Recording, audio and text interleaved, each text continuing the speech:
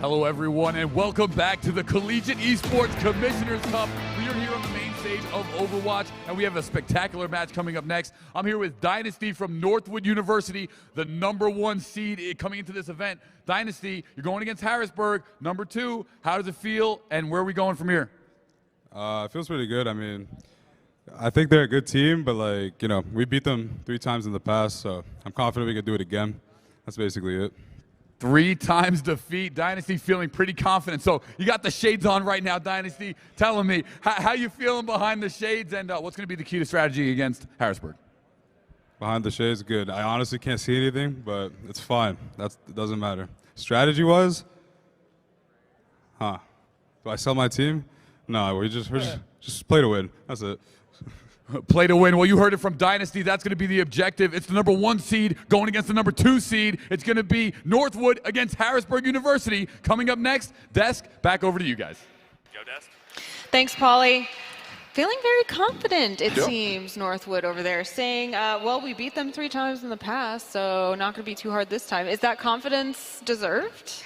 I mean, yeah. I mean, I definitely wouldn't. Yeah, that's definitely some not earned coy about it, confidence. guys. It's definitely deserved. Right, like, yeah. You don't win 6 of the last 10 major events and not be confident. Right. And when you're not winning, you're second place. Yeah, right. Like it's definitely a sort of earned confidence that you need to have, especially in a situation like this, right, where it's like you're playing for long hours and you guys are sitting down and you're like, okay, we're just gonna do this, you know, we won against these guys before. Make it another 4, you know? Yeah. We know how to do this. We've already been here. We've done that. Right.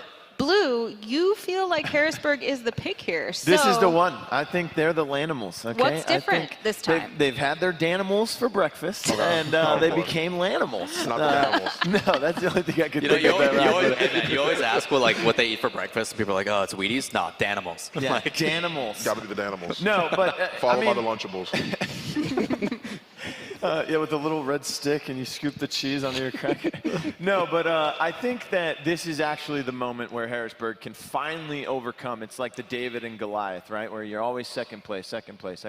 You're always falling short to the same opponent over and over again. And then finally you get to come in person and be at LAN and face them. And that is the triumph that you have. And again, you know, they have a weakness. Harrisburg has found it. They just need to exploit it. They need to.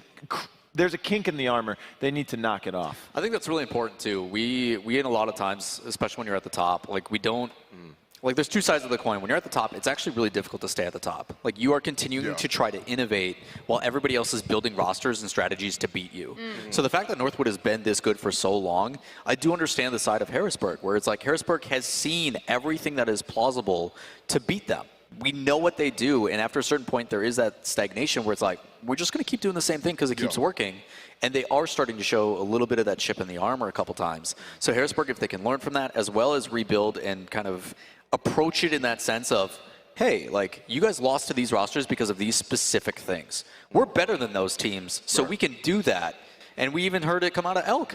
Elk's like, yo, we're going to mirror the composition, and we're going to just do it better. Prime example, Northwood. We've seen people beat you. We're going to do what they did, but do it better. Right. Yeah, I mean, they're a worldwide team. We talked about Harrisburg. They recruited all over the world. They recruited some of the best contenders players. It's kind of like you said, it's that super team syndrome, right? It's like the Golden State Warriors or LeBron James. Everyone else is just trying to beat them. So they just keep signing people to beat them. They're building for that one objective. And in collegiate Overwatch, it's to beat Northwood, and that's what they're trying to do here today. I mean, I love the story, right, of yeah, we've been beaten this many times, and this is the time that we come back. But I don't know. I don't hear you telling me how they're going to do it, other than, you know, a team can't stay at the top that long. Is that the I do excuse? think that Harrisburg is actually doing a couple things from my very in-depth analysis of this game from so far for it's been 3 hours and stuff. I do like the fact that they are showing counter-pick play. There's a lot of times that when they're in major choke points, when they're in specific moments, they are pulling out the right moves, and the people are not just doing the right counter picks, but they're actually being successful with it. Like, it's one thing to be in a scenario and have the ability to be like, okay, this is what we need to do. But to actually accomplish that, to put up a May wall and say, hey, McCree, you're completely nullified in this fight. You are useless. That is things that instill confidence in your capabilities, and the picks, like closing out a series, going 2-0, like all the things are clicking for Harrisburg going in the right direction. So it's more than just saying, hey, this is what we need to do, but to proactively put it into perspective. They're accomplishing the things they're going out and searching to do, as well as taking confident steps to do stuff that is cheese, as we refer to it. Like, it's a very gutsy call to say, hey, I'm going to go with a non-meta pick in Soldier or whatever, and just say, hey, I'm going to do this because I need an aimbot, and I need to make sure I don't miss my shots because I know our over-aggression is going to outweigh us in this overtime. And then to capitalize on that, close it out, and come in here confident. Yeah, like, they're doing everything right. That is confidence against a team that you, again, I just don't want to lose. I'm tired of losing. That can do a lot for a team. So, predictions really quick. Harrisburg. Of course. Northwood. Yeah. After that big spiel, Northwood. All right. Well, let's find out now. Let's get right into this game. All right. Thank you guys so much for that. It's time to get into the big one. I mean, we've had a big match in the last one. It only goes up from here. The games only get harder. The games only get more important. And it is the same cast of amazing players that we've been expecting this entire time. Now we got Tap and Lethal up against Boat and Dynasty in the DPS lineup. You're talking about Cowman and Seasons on tank line going up against a team that just dominated the likes of ISU. It wasn't like the most convincing thing ever, but they beat them at their own game, for Pete's sake. This team keeps walking around and stealing their stuff. They're going to be a double shield team this series. And we got to see, right, what they're going to bring, because these two teams, we already got the chance to see today, right? But now it's going against each other, and it's two teams that we know really well. And those tournaments where these collegiate teams get the chance to play is these two teams trying to face each other, trying to get to those grand finals every single time. So now is it going to be enough to get to this winner's bracket, to get to the grand finals, right? There's a step-by-step that both of the teams are going to have to take. And also, another factor, right, that we can now take into account is that it's really been a long day for these players, right? How are they feeling? Do they have all that energy? Are they ready to take I'm those exhausted. Exactly. If we're exhausted, can you imagine the players that have been playing since this morning? And I'm saying that because for some teams, that's fine. They have all the energy to work with. They have all the momentum to work with. But for some, the momentum can slow down a little bit. And I feel like this is a perfect opportunity for those scenarios, for those situations to take advantage of. Yeah, I mean, look, these college kids have all the energy in the world. And I can say that like an old man because you and I graduated college like a week ago. Yeah, so, No, these guys can go for a really long time. And honestly, they're used to these kinds of lands, right? Hugh Fest goes on. They're used to playing these long days of Overwatch because most of the tournaments are just 2-day anyways. So it's something they're very, very familiar with. They're used to, goodness gracious, like 32-team brackets, all best of 5 all the way through. Just ridiculous stuff. And honestly, if you've been in contenders, I think these teams have experienced some long days.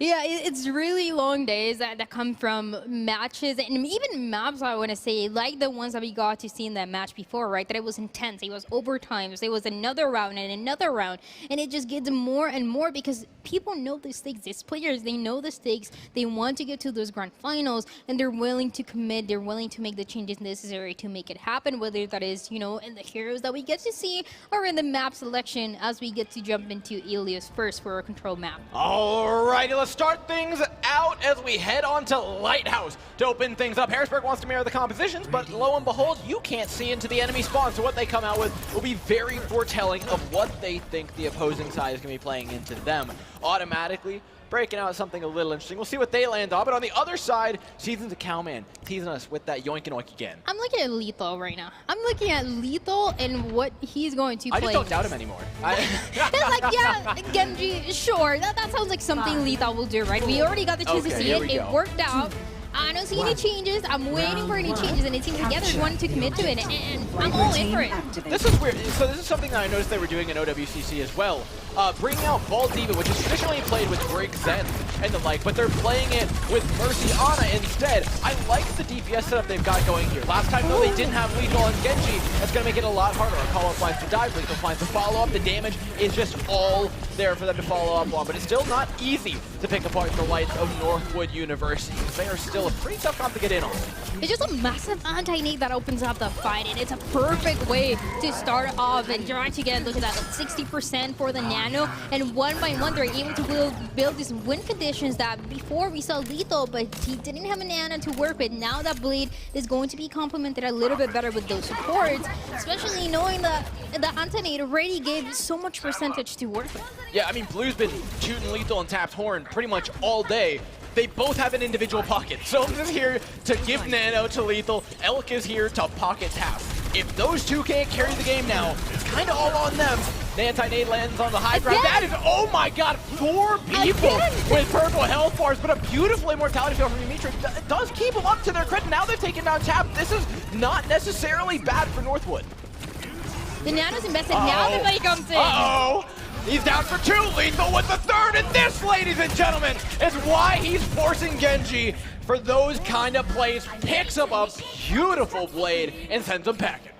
It got me worried just for a second, right? Because we heard the nade coming off, but I didn't hear the blade right away, and it seems like Lethal wasn't ready just yet to take that fight. But 4 kills for Lethal, that's going to be enough. That's going to be the Genji actually being successful for that fight, and even more percentage, over 15 now for this side of HU Storm. That's a bummer. Down goes Valk at 99% as well. That's a painful way to die. Akawa, though, shows him an even more painful way to go. Blows up Dynasty and left. And now this fight's really, really difficult to try and make your way in if you're Northwood University, and Calmate just knows, yeah, you gotta call that one. Whoa.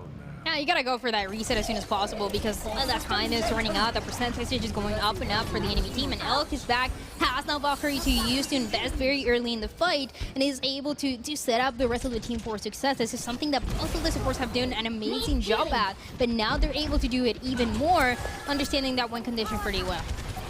Speaking of win conditions, I'm seeing both teams kind of lacking a direct one outside of their composition. So for both of them, it's about methodically taking space and not getting poked down. The bomb could cause problems, though. Seasons is out of the way, not able to be kept alive by that immortality field that was placed by Yamitra, and with the main tank, it goes the whole comp pretty much. And the timing here is so unfortunate too because it's just overtime, but you already lost all the members at the worst possible timing. The rally doesn't come up when the rest of the team was alive, and you're just hoping to touch here. You're hoping for a miracle, but I don't think it's gonna happen. Nah, man, their goose is cooked, and it was quite some time ago, thanks to Lethal's blade. Beautifully played map, though, out of Harrisburg. Is Northwood have really got to, you know, recalculate how they want to do this one. We change maps. We could go over to Ruins or, goodness, please, just don't be well again. Don't be well. That's where Northwood wants it to go, but goodness gracious, I don't know if I can watch more people fall into that pit. It hurts every time. It can be years and years of that map, and it just hurts every time to see it happen. And with the composition and the variety that we've seen from this team, I mean, Lethal playing Genji, playing Reaper, playing Bastion, what else is he going to bring in a map like this one where the team is just having fun, is just having a great time, and on top of that, they're able to get away with the victories that they need, again, to get to the grand finals tomorrow. Lethal's still on it. They're still locking the ball, and it's been good. When they brought this out in OWCC, they didn't play the Genji, and so it made a lot less sense why you have the Ana. She's very diveable, she's very vulnerable, and you're not really getting that much out of her. But with the Genji, it's kind of justified now. This composition starts to make more sense, even if it's not technically the most meta, the most optimal. It makes sense. It's got clear to win conditions, and goodness gracious, Harrisburg are playing it well. Seasons has his work cut out for him in trying to chase down this ball. This Brian composition is going to continue to struggle. You can see the main tank making his way forward. He can't hit anything. There's nothing within Seasons. Yeah, it's like a little stubby T-Rex arm. He finally gets one swing in on a Diva, but it feels awful. They do have 2 kills, though, as they managed to seek out that Ana that I mentioned earlier is so vulnerable. They've just got to make it worthwhile. And can they do that, though? That's the question, because the point doesn't really belong to anyone just yet, fighting and one by one trying to come back alive on the other side. It is ball. You really can't count them out, but I think we say that one's done. Point takes over, Northwood control. They got it, and this is one of the situations where oftentimes they're going to be seeing Lethal potentially changing, but still committing, right? Already has 70%, might as well try to keep it. The only thing here is that the Nano is not going to be available in time. Is going to have to wait a little bit, and it's going to depend on that entry coming in for Tap from the sky from an off angle and seeing what he can do with it. I love the positioning of Soms as well. You mentioned off angles, but having this on up here, who can get her? Dynasty can't reach the high ground, Boat can't reach the high ground. Cowman could dive the armor, that's a waste of time. Tap takes down Boat, and again, this entire time, Soames' health bar hasn't been touched. This Honest free healing the rest of the team. It is 100% safe value. Finally they drop, but it's too little too late. Even if you kill that Ana, the fight's pretty much done. It is a really good composition to get something like this done so quickly too, right? Because now you built all the ultimates that you need for that proper win condition that we talked about, that Nano Blade coming up, and then you are also able to build everything else to create that space, including that minefield that last time got 2 kills in that first map that we got to see. Can have the potential to do the same if it just continues to go more and more on the other side. Well, it's been found out, but with the point already at 6 49%. ultimates. Yeah, 6 ultimates up. This doesn't seem too long lasting. Nano Blade from Lethal, how many can he get? Last time it was 4. This time, a humble 2, maybe. Oh! Okay. Bo just walks into it, ups his numbers, pads the stats. Not too sad about that.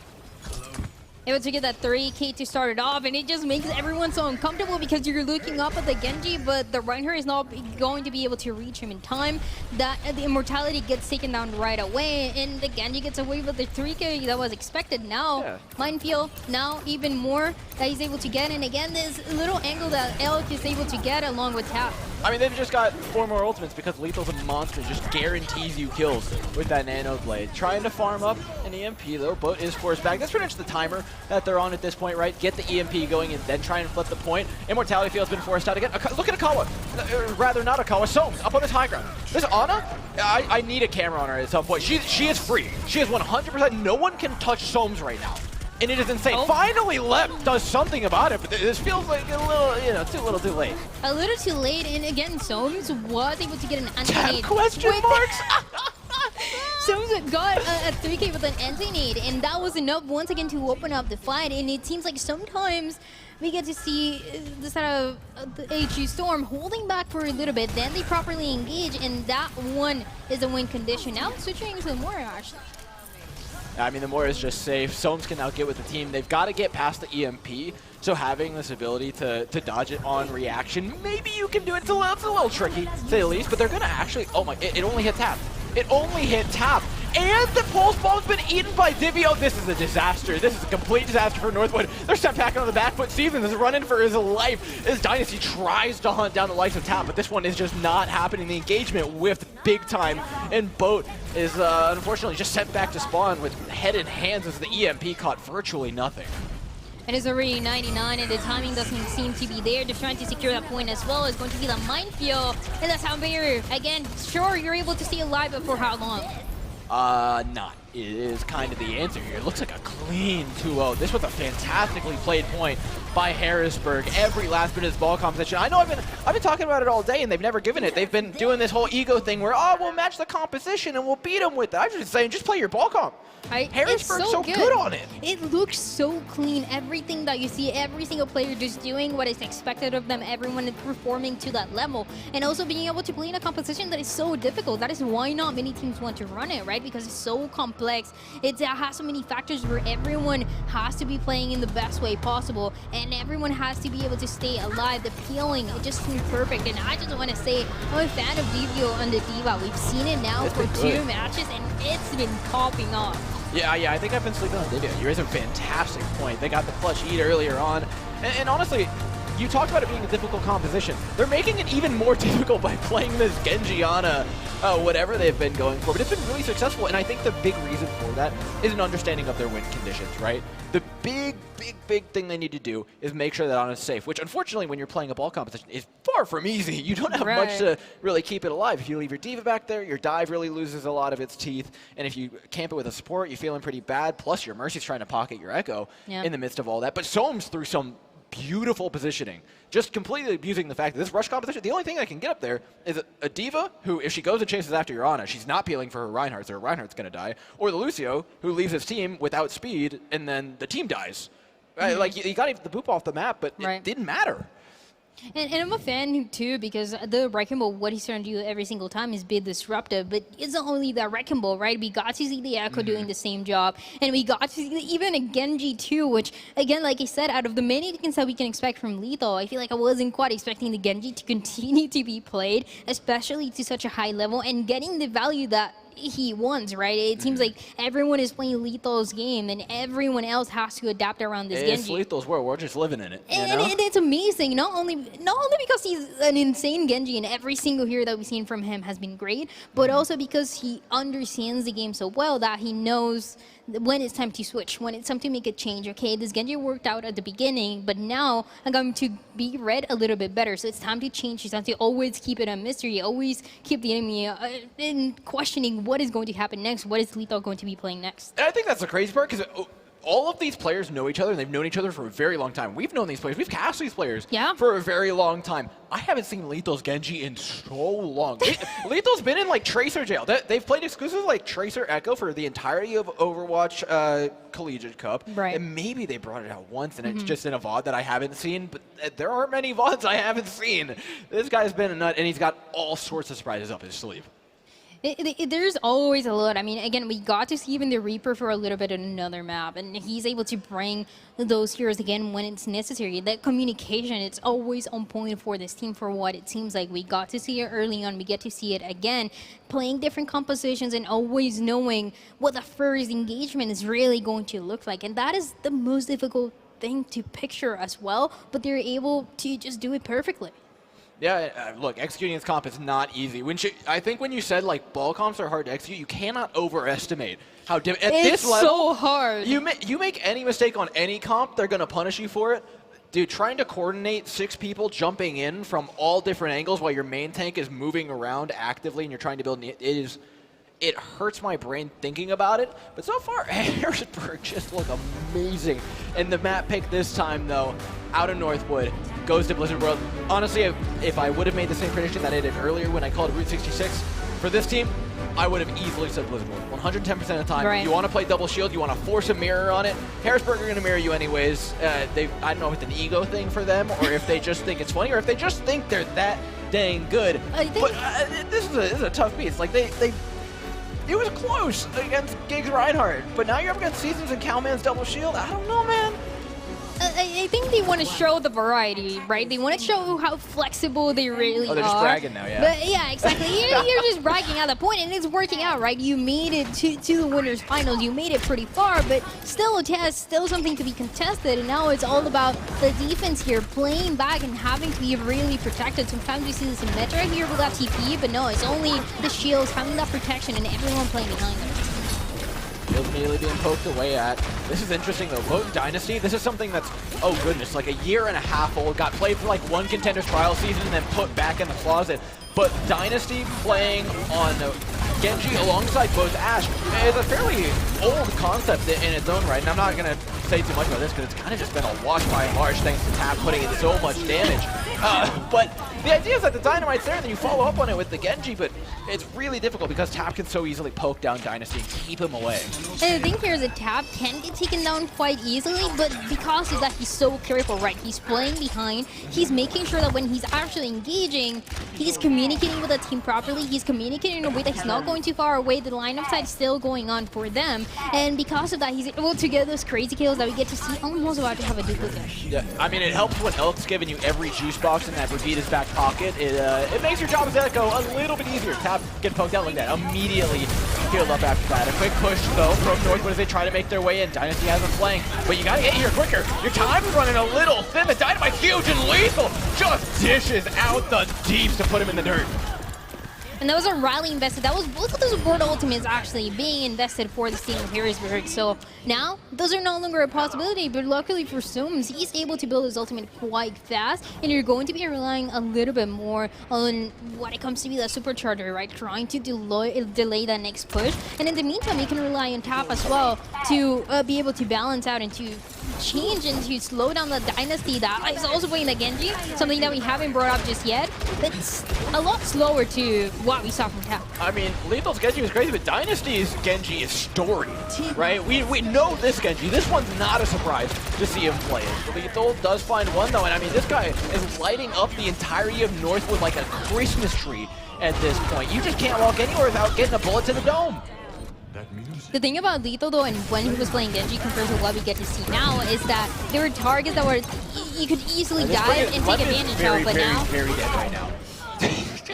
you're just going in, right? And this is what I wanted to talk about, right? Dynasty going one by one, about to have finally the ultimate too, but you're taking a little too long because the dive, it's so difficult to make happen with this double shield. Yeah, dude, Dynasty's job is so hard. There's a reason why this stopped getting played after like one patch. Like Genji got buffed one time, it started getting played, and then they nerfed Genji, and nobody ever touched the composition again. And I think we're starting to see why that is. But they've got 6 ultimates. If you can't take this point with 6 ultimates, you don't deserve it, Northwood. In they come, blade in hand. Dynasty's got the scent. In goes the bomb. The flux is huge though. 6 ultimates is not enough. They only spent 2 of them, but is that really a prize you want to take home up? 45 seconds? Not really.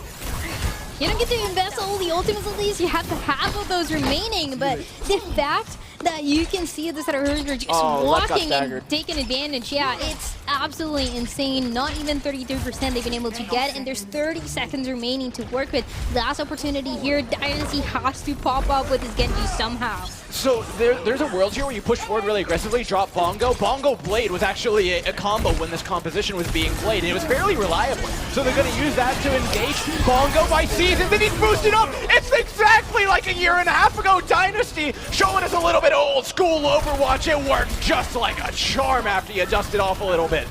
And Elk fighting to stay in this point, but it's not going to be enough this time around. That overtime, that last fight seemed to be enough, and is only tapped. The last one here does get taken down too. That payload will start to move a little bit more into that second point, and the opportunities, they change. That win condition changes as well. I mean, why not? Why not? I just log out. Just log out, man. They suddenly disconnect again. Something fishy going on here. They're still keeping Dynasty on the Genji, man. They believe in it was a sick Bongo Blade. I gotta give credit where credit was due. That was good enough to match a lot of what Lethal had done, but now we've got a Genji 1v1. Is it just ego? I feel like now you're not allowed to swap. And now you're gonna fight for this high ground control, and this double shield is going to be better at doing it. Yeah, but trying to take down that Bongo is just not going to happen. Yeah, Dynasty gets a bit greedy for it. The rest of his team backs off instead, so it's an easy turn and focus. Yeah, that was going to be enough. And an implication actually that we see pretty late. Yeah, it's not going to be enough. A rally to invest it. It was just a mistake there. Communication not shining too much, but still trying to commit in Dynasty, running away for his life. I mean, you brought up the rally invested. I feel like we should really touch on that again. Left just dropped rally. There's double support ultimates up. Both supports, Flux, dude, like this is a massive ultimate advantage. Flux and Dragon, unless, you know what, they are kind of set up on the high ground perfectly for it. This could go badly, but I think they'll be all right by and large considering how many ultimates they have. Yeah, they have a good amount of ultimates, and you can waste as much time. Again, only 1 minute remaining because that first point took so long. Oh, this is nice. I like this by Dynasty. I mean, it's force point. It's exactly how you should be playing these kind of situations. Almost gets caught out of the health pack.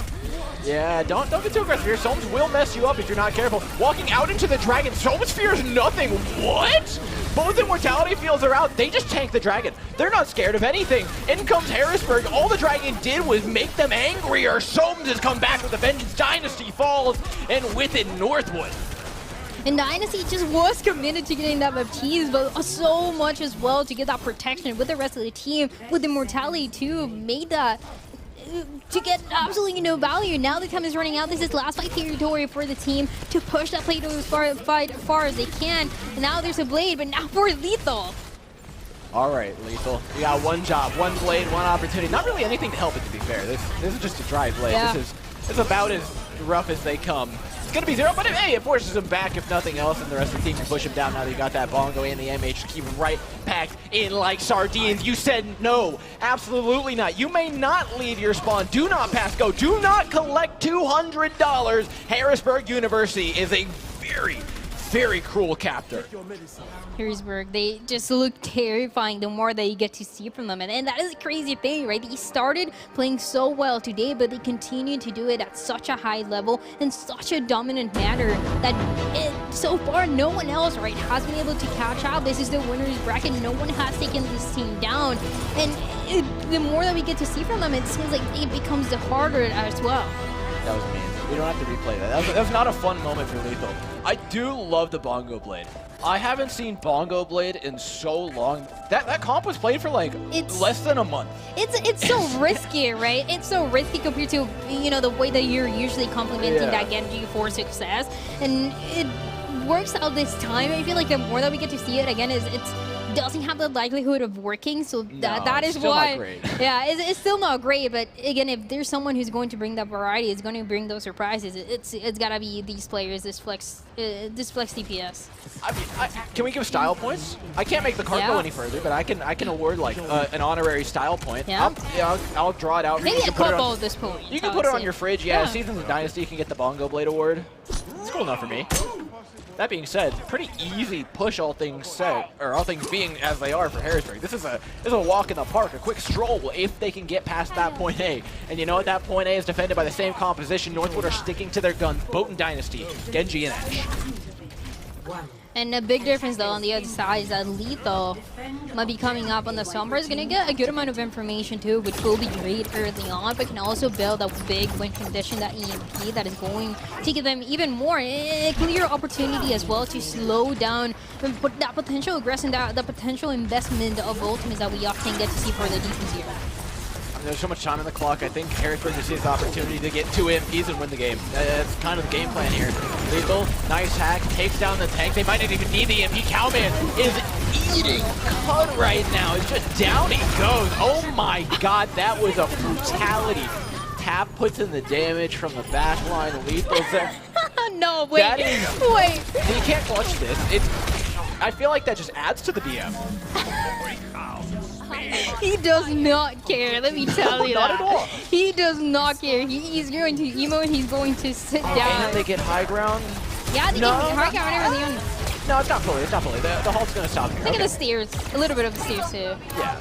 And they're going to have to back up. But still, I mean, look at Lethal. Look at Lethal about to have EMP, too. That is actually going to give them the high ground. Oh boy, we're holding the W key. Pray that you can get something in here for Lethal's EMP. It's connected onto 4.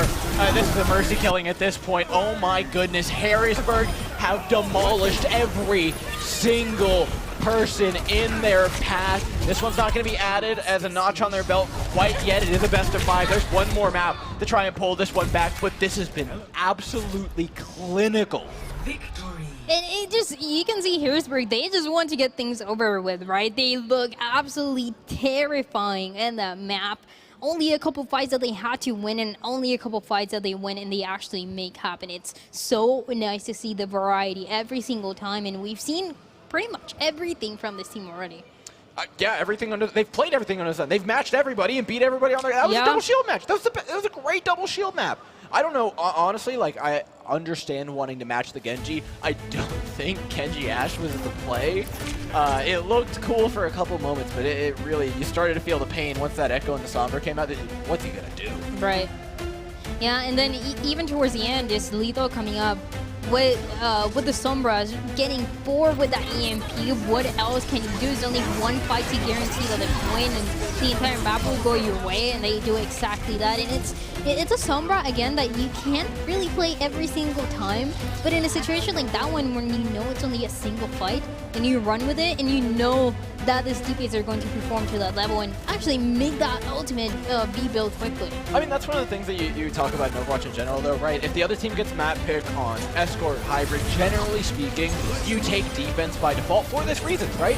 They stopped the cart early, and what that allowed them to do was budget out ultimates. They knew they only had to get this far. They thought, hey, we can win first with this, build into an EMP and take it, or if worse comes to worse, we build 1 EMP in 2 minutes, cap first point, build another EMP in another couple minutes, and then finish cap in the map. But they knew what they had to do, and that's the advantage about playing defense first, is you can then budget your ultimates more effectively on the attacking side. And there's so many things really to talk about when it comes to Harrisburg, right? Another thing that I wanted to mention too is Tap and the opening picks that he was getting, right? And the Echo was insane. Yeah, that was the team was playing a little bit slower behind him, but he knew as an Echo, you were gonna have to go in, you're gonna have to find something, and every single time, that's what he was doing. Yeah, it's all thanks to great support as well. Elk giving him juice box after juice box after juice box. Behind every good Echo, there's a very kind Brigitte player. And we have to give thanks to the sports. So again, we haven't mentioned the sports much in either of these teams, but I got to say it feels a little bit comfier when you're talking about Harrisburg. And it feels like the support lineup is actually being relied on a lot more. We talked earlier about how with Reinhardt compositions and with Rush in general, as your job as the main thing is to stress test your supports.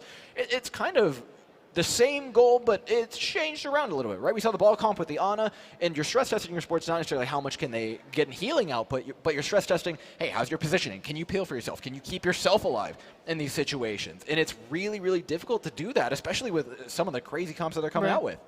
And something as well, the actually needs. And I also know that you said we haven't talked about the supports enough, but I feel like they're just so good that we get to talk about them for every single thing that they do. It's just every single player so far has been highlighted for this team, and they deserve it, right? It's a team that's so full, it's so complete. They're doing exactly what is expected. And again, this is the winners finals, right? And even then, it seems like no one is able to get even close to what Harrisburg is delivering. Can I call the map? I'm calling it right now. All right, what is it? Watch Point Gibraltar. Okay. All right, hear me out here. It's not necessarily... I see it. I can see it. Well, at this level, generally speaking, it's a bit more of a Winston level than it is a Wrecking Ball level when it comes to dive, because the health packs are a little bit bad for ball, and it's great for building nano. On the defending side, you still can play double shield, but should Harrisburg try to mirror it, at least they get to take them on another comp. I don't think Northwood's here to try and play Rush against Storm after they just beat ISU not but a couple of seconds ago. Junkertown, oh, dang, I was almost 2 for 2. Junkertown, though, actually not a bad shout either. It really removes a lot of that dive threat. Ball and Winston both struggle with the massive distances that are available on this map. I do want to say it's a little surprising, right? Because just in general, because we barely ever see this map. But I think at the same time, it does make sense, right? It's a good map. It's a really open map. And the question that I have here is that there's a lot of teams that they want to change that composition when we get to see second, when we get to see third point especially. So is this going to be the case? Because the defense here starting for this side of Harrisburg is going to look strong. It's going to be continuing. Again, what you would expect from this map, right? The double shield coming in, potentially as well trying to find some early picks with Tap. Seems like a fair enough plan. Tap's been playing great the entire time. But there's a good reason why we don't see this map. It's because it ends up being a double shield mirror 90% of the time. Like the other composition that you play here is Sigma Hog, which isn't much more fun to play for these teams. But it doesn't matter about fun, it matters about winning for both of them. I think Northwood's having fun. They like playing double shield, but they're a bunch of weirdos. Harrisburg are just happy to match. I mean, as long as you're having fun, right? Whatever composition it is, and I guess that's good enough. And it's a good way to start it off, too. Compositions that look pretty similar, but a little bit of a difference. And yeah, Dynasty going down first. Yeah, it's all thanks to those Tap sticky bombs just doing it again. Both trying to find a pick, and that's a nice part about playing the attacking side of the map. It only takes one pick from the Widow to give yourself a foothold in. So despite losing this, there still is that chance. But, I mean, both teams still on double shield. It's really hard to find that opening. Does he know Lethal's here? Oh, he does. He turns around. Oh, no! Lethal just owns the back line, shuts it down, and there's the rest of the flank. And the Silver Sniper that is being played on the attacking side, it's right. The point here is to try to create that space with a Widowmaker with a hands-up. But are they actually going to be able to do that, right? They're having difficulty getting out of spawn. Finally, the defense is going to back up just a little bit to give them that space. Even then, they're going to have a difficult time, especially both on this Widowmaker.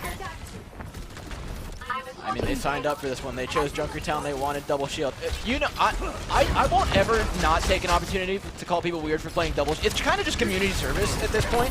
But they're both playing it well. Lethal in, and just again another flank for 2. Dynasty and Pro. That's a DPS. Yeah, 5 over 1. And I think at this point, you really gotta swap the double sniper. It's just not going to work out in the long run. It seems like those dragons. What is that? Nah, game's over. Game's over. Let him out of the building. Give him the trophy. They're feeling confident. They're feeling confident. When's the last time you saw a 360 dragon? They're definitely feeling confident. I mean, they're not even letting... And it worked! They're not letting them get out of spawn. This is a nightmare to deal with. There you go. They changed both now on the Genji now.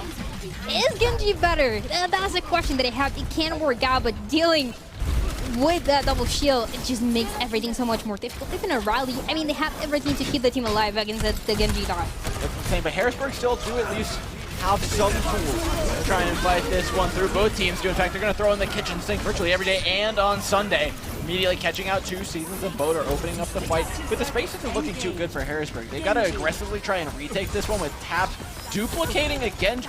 Is there going to be a Blade? Are you going to Tap? You got to charge Blade. At least get the Blade. There you go. Sends out a Blade. How many can you get? Flash? Oh, wow, that's a depressing Blade. It's okay. Goes down. Dynasty gives him a little bit of his own medicine. And says, you know, why don't you leave the Genji to Lethal?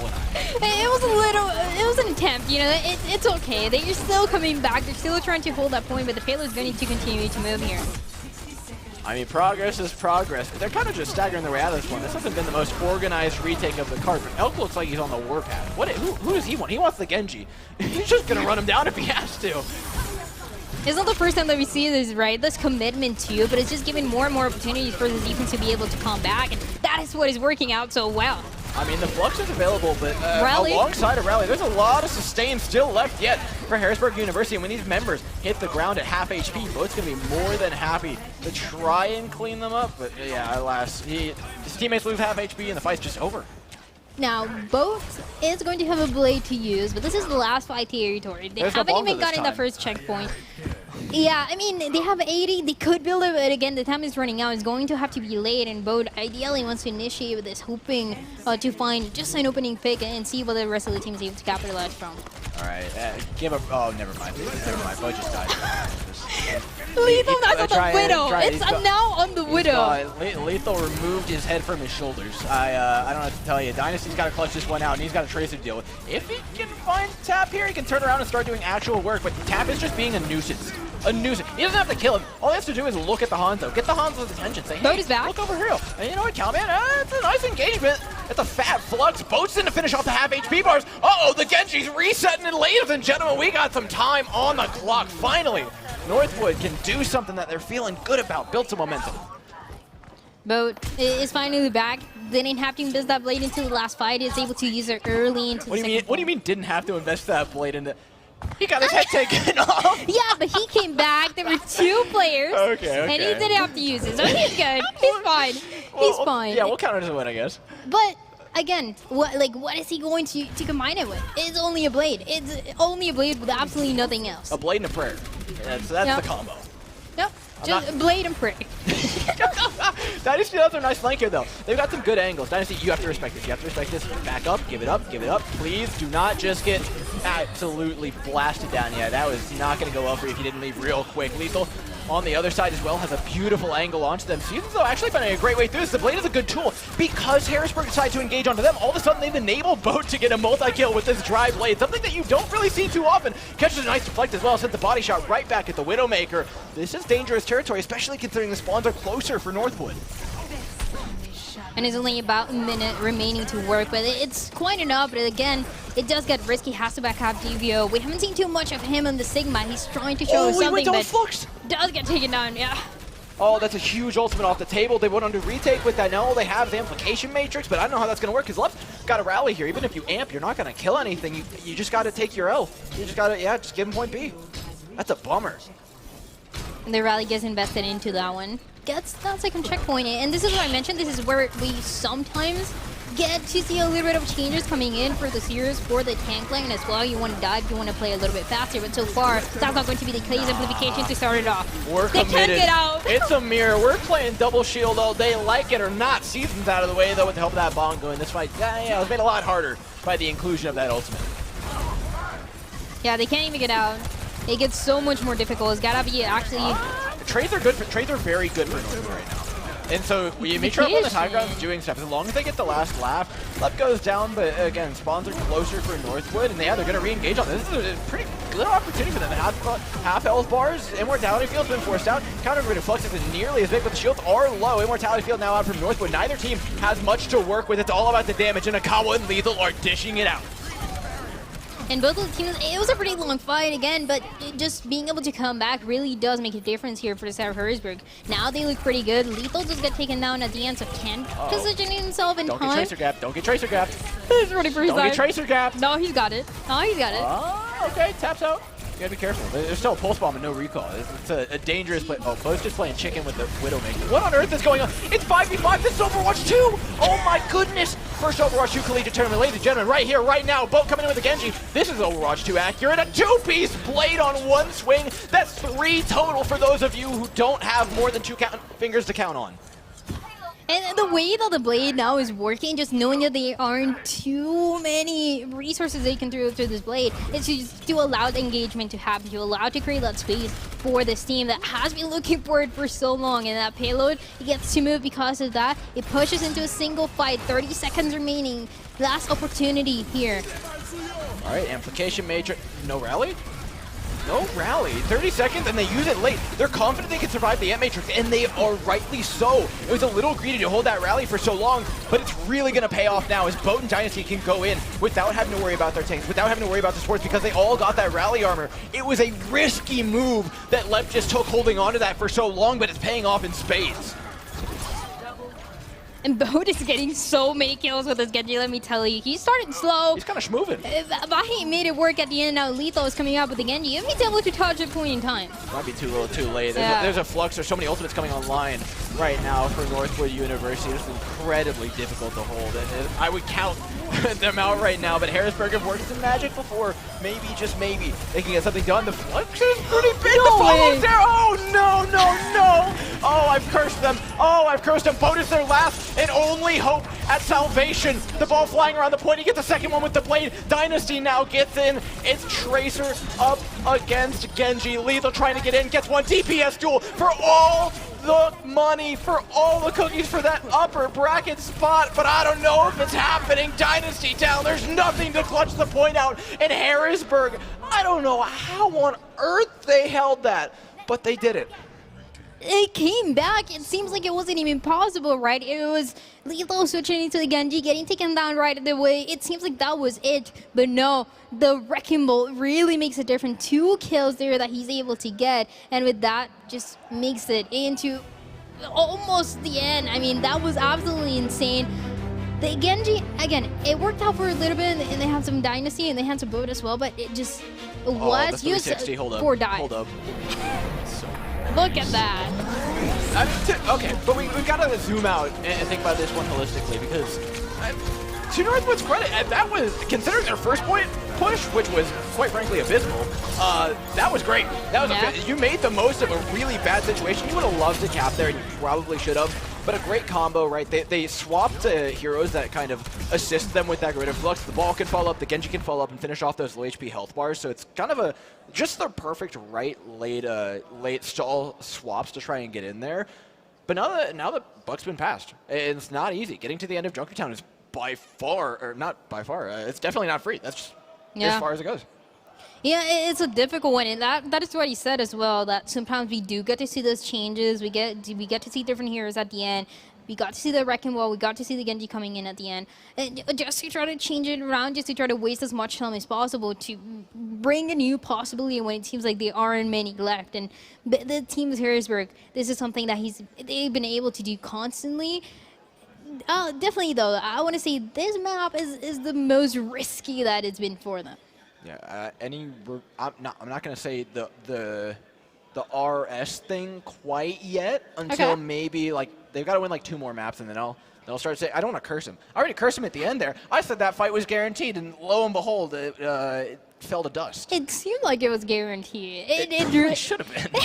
It really should have been. It's just a Wrecking Ball that it comes out of nowhere. Literally, it changes the odds of a fight that seemed like it was unwinnable.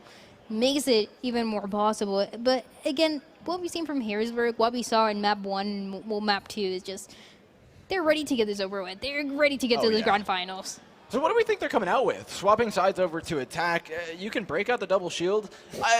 There's a reason why they took to this map, right? Ball and Winston, despite having enormous distances that they're able to cross and great heights that they're able to leap, this map's too big for them, too. It's huge. Again, the only 2 compositions that we see a lot here, and it's mostly double shield with like a sprinkling, a smattering of Hog Sigma, which was really something that was played just like a while ago, and it's kind of fallen out of favor more than anything else. There's not much else you can really go for. They could pirate ship.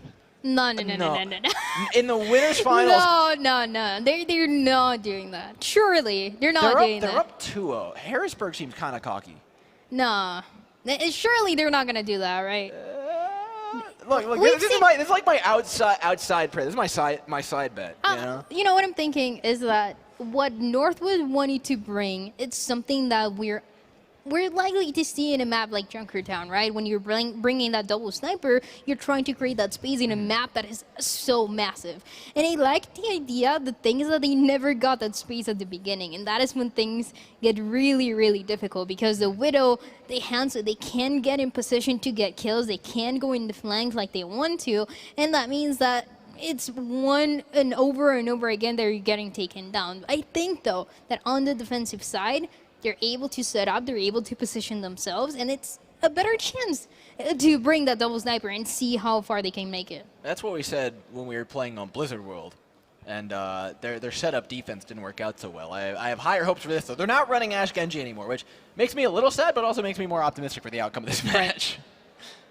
And a Genji, too, that was being played at the end in a way that we didn't get to see today. We haven't seen it in a long time in Overwatch because when you are trying to play with the Genji, you're trying to set him up for success every single time, whether that is with the Nano, whether that is even with the Bongo that we got to see. That was pretty interesting.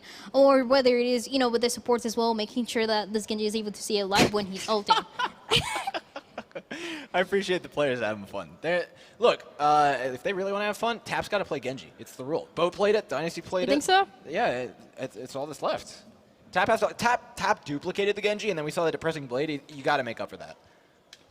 But you think he's going to have fun playing Genji? Every other Genji in this lobby has hit a 3K blade. You have to. It's the rules. What if he doesn't follow the rules? He's a bad boy. Don't play by the rules. I don't know, man. Harrisburg doesn't seem to be playing by anybody's rules, to be completely fair. They seem to be doing whatever they want. It started out with matching everybody's composition and just kind of egoing them on it, and now I think they just got bored of that. I think they're swapping like Genji Echo just to feel something again. Just to feel something. Just to feel something. No, these players, I mean, we know that they're having a good time, right? And we get to see it as well. Yeah. But it's also a team that is pretty confident. And how do you break that confidence, right? No one has been able to do it so far. They've been able to win every single match that is expected of them. They made it to the winners finals. And now it's a confidence that how are you going to break? If you already won 2 maps, if you already looked the way that you did, it's got to be a difficult one. You got to take it step by step, if anything, for the side of Northwood. Alrighty, and we're back. Just a quick little mouse issue, skill issue, same thing. Don't worry. I don't know who paused. I'm not going after anybody in particular. I have no clue who paused. I'll be completely honest with you. I had to dig at somebody. That felt personal. Hey, we'll see how well this Widowmaker works out for Tap, and then we'll suss out maybe if it was him or not. Either way, I trust this. Lethal coming out on a Pharah, something you don't see too often, but something that is not the worst thing here, especially considering both Dynasty are running Genji, Hanzo on defense. They can't go back and swap to a hit scan character to deal with this Pharah.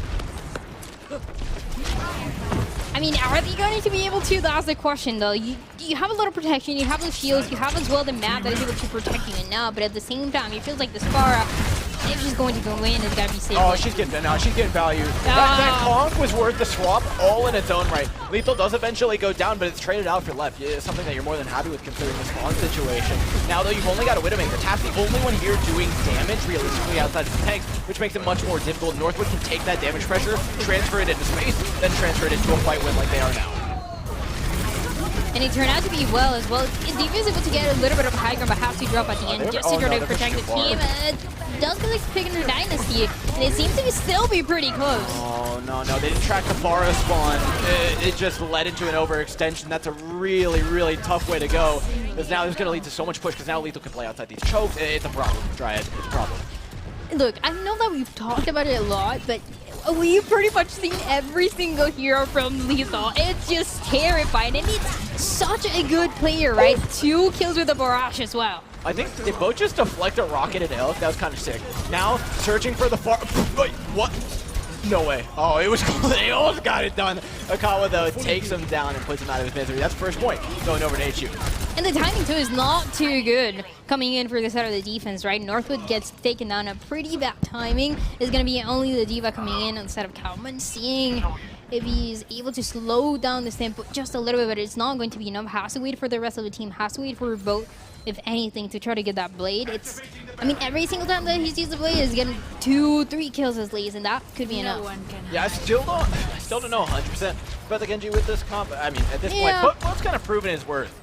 But the rest of the team swapping, Cowman makes perfect sense, right? Just completely put the DM on the Pharah and never take it off, and it's going to be basically your gameplay from here on out. Tap, though, has an interesting angle. This is dangerous. Could take out the bomb. Goes to shield the bar down. Zones, in fact, is going to be helping out with that. Northwood are forced back, and this cart still moving towards the end of point. This is 270-degree high ground. You got to understand how hard this is to break as a team trying to retake on defense. This is going to be a disaster. Vivio can shut it down and make it even worse. Catches 3 out with the Gravitic Flux, and down go 3 following him. No, it only managed to get the follow-up on 1.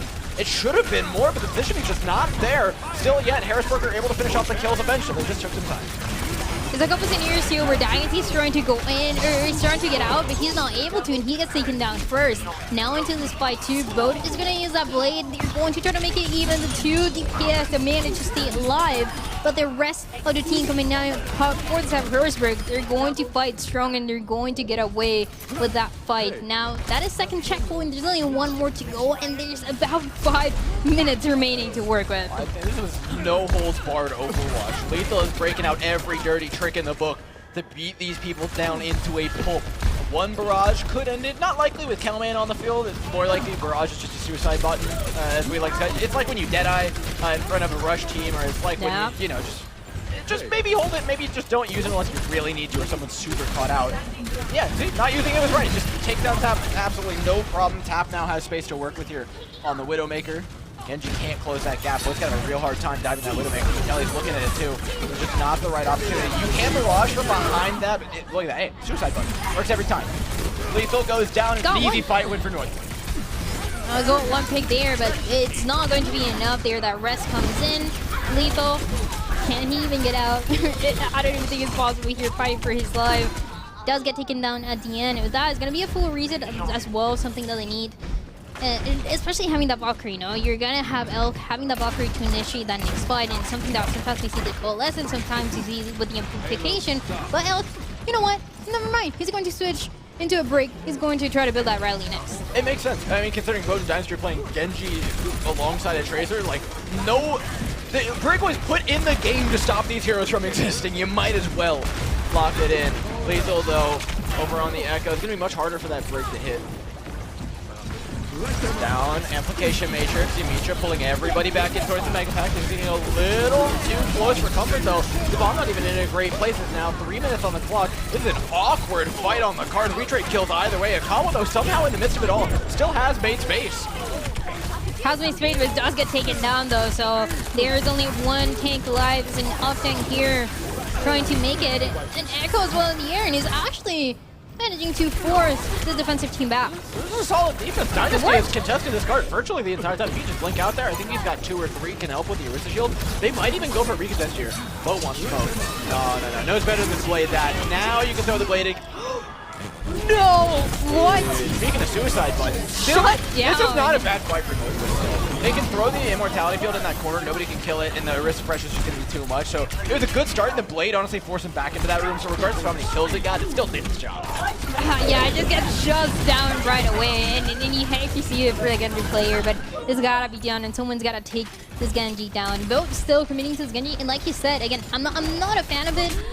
I feel like it's not going to work. Again, trying to get out is not going to be possible. I want to see something that is able to properly engage into the fight. And you can give it a life top! Oh, it's 4v6 now for Northwood University. How do you dig yourself out of this? You don't. You don't. That's the answer.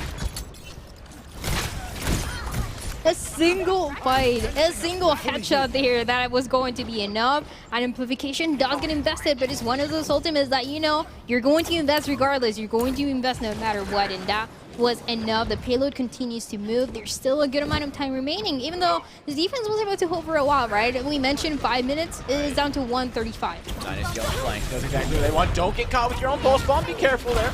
Nobody goes down. Unfortunately, a nice angle from Boat is going to keep that angle at bay for the time being. The engagement's not bad for Northwood, but they just don't have that many ultimates to work with. The Critic Flux, there's no combo on the other side. Those health bars are going to stay down along with the players who hit the ground. So much following that up with more damage. Dynasty, the only real hope in the back line here, and you know what, it's a pretty good hope.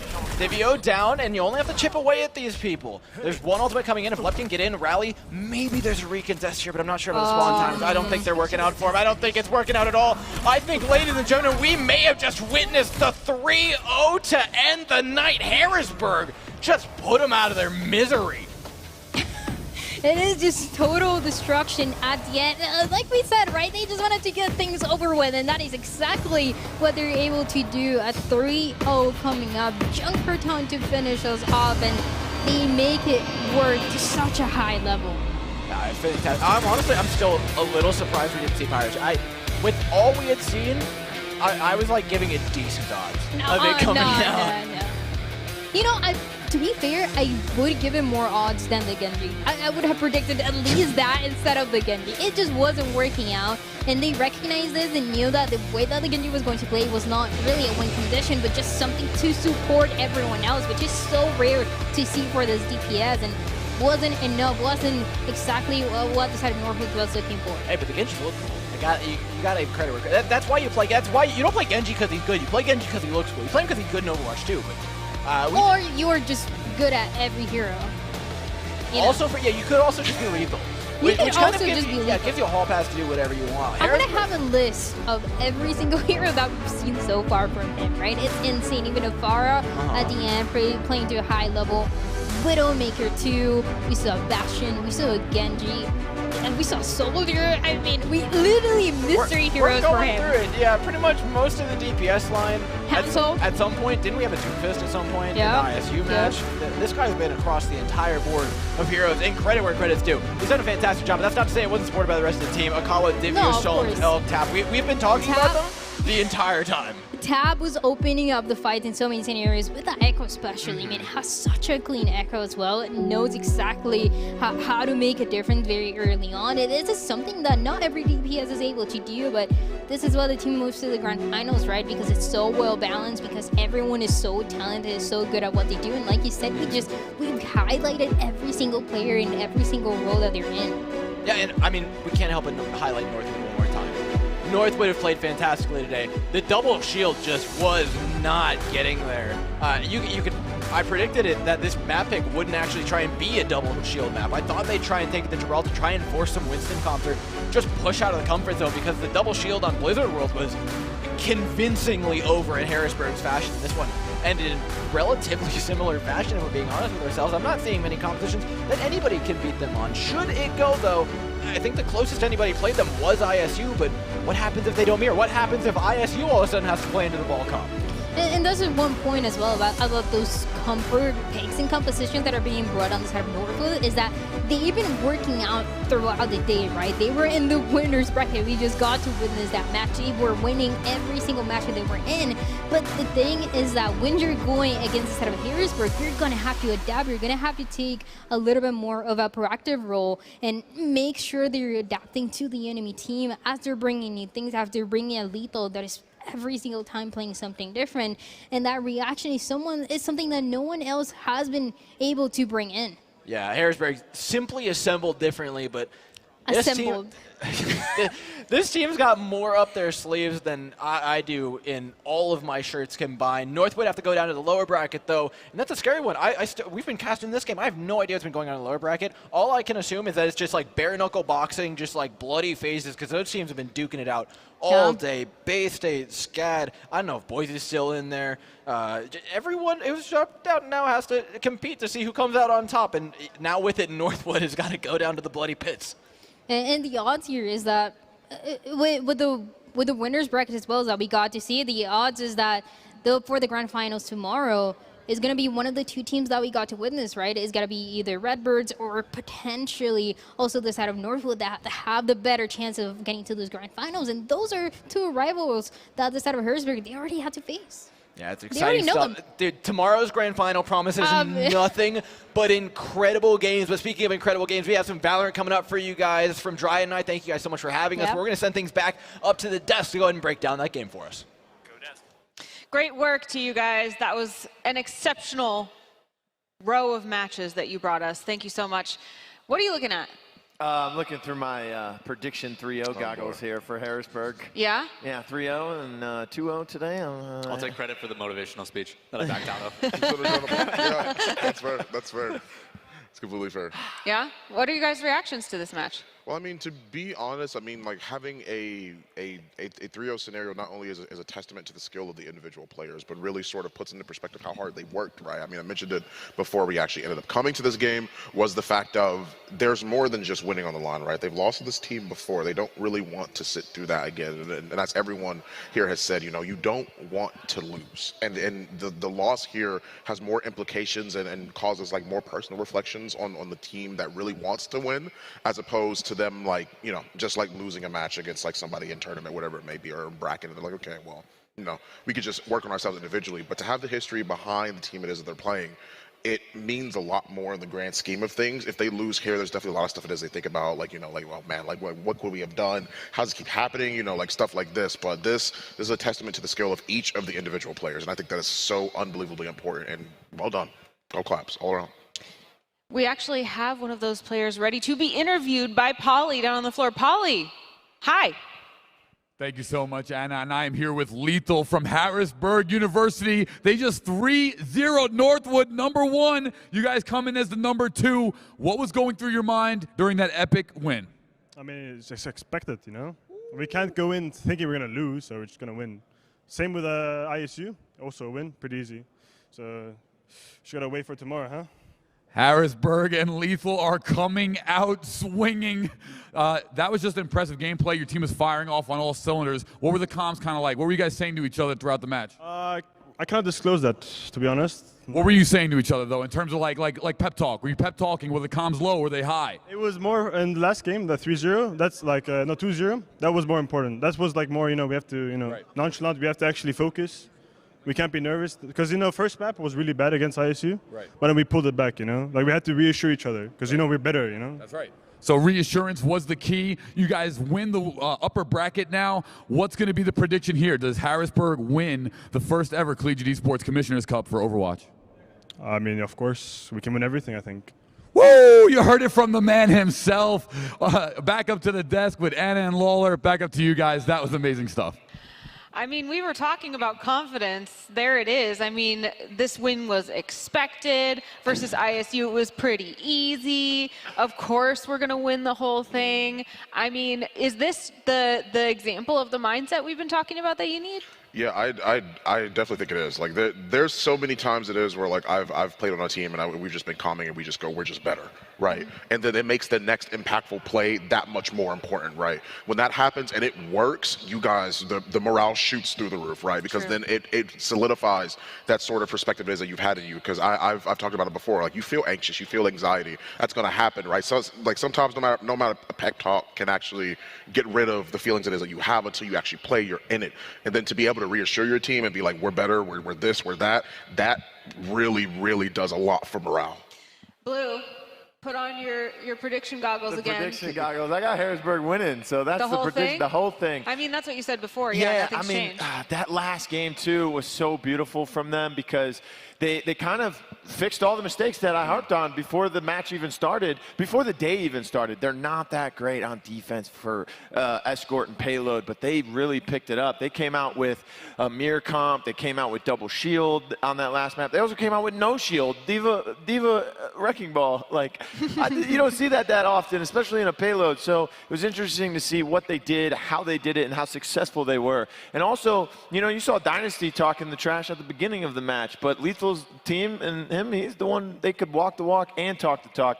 And you know, you said it, the third time is not the charm, but the fourth one may be. It's the first Commissioners Cup, but it's also the first time we're having the largest collegiate esports event, right? So it's okay. I mean, it's not okay if you lose the World Championship and you lose all the other championships to Northwood, but you really want to win the biggest in-person event for the first time. And right now they're on track to do that. They knocked Northwood down. They've got to go through a brawler fight with Illinois State, which is two teams that could upset Harrisburg again. But again, I mean, Harrisburg is playing out of their mind on LAN, and they're just all cohesive with each other. I talked about Lethal and Tap being that DPS duo, and you need someone else to step up. Divio and Akawa, the two tanks, they are playing lights out. They are staying alive. You see their supports. Both supports die, and the tanks in their head, I'm a tank player. Again, I know it's like, man, this is going to suck for the next 45 seconds. But they're just sticking it out. They're staying alive no matter if they have shields or not. And also when they run that double shield, they're not just both popping the shield at the same time. They're using them in unison, saying, okay, Sigma's up top on the high ground. Because these maps that they're playing, this, Kings Row and Junkertown, there's plenty of high ground. And you have to fight on the bottom too. And they're doing that beautifully with the two shields. They're counting their cooldowns within each other. They're playing excellent, those two tanks together.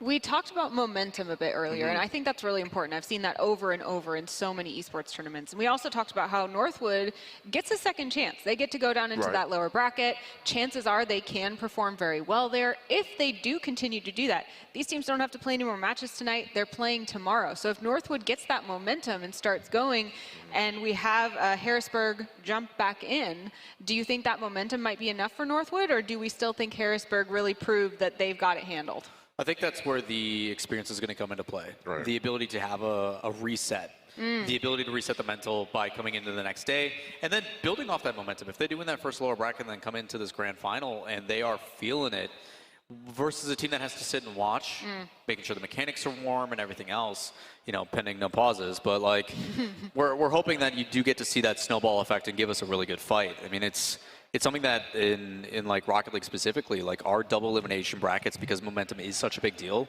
If you're in the winners finals and you drop, you are 70% more likely to lose immediately after, because lower bracket is such momentum based.